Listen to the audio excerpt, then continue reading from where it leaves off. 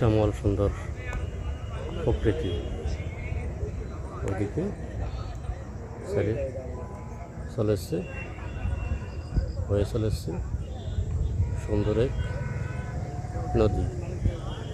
খুবই মনোমুগ্ধকর এক পরিবেশ। সন্ধ্যার পরপর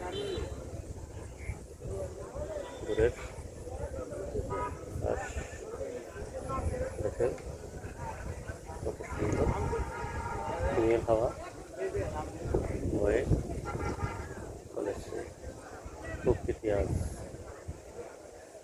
অপলক্ষে সুন্দর ভাবে সুসজ্জিত হয়েছে। এটি আসলে প্রকৃতির কাজ।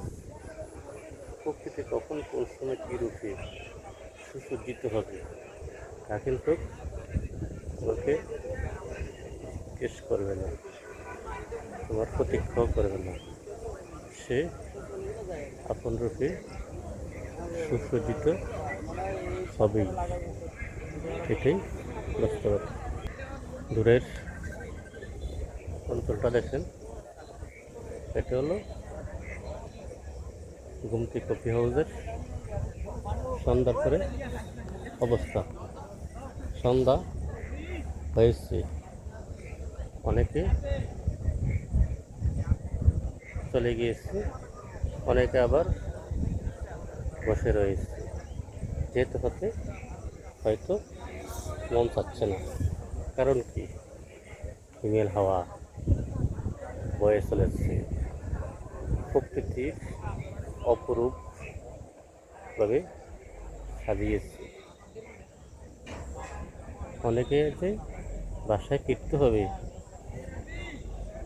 তা হয়তো ভুলে গেছে, কারণ যেহেতু নদীগেরা প্রকৃতি হিমেল হাওয়ায় মনটাকে শীতল স্তব্ধ করে তুলেছে।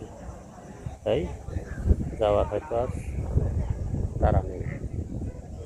এটাই আসলে বাস্তবতা।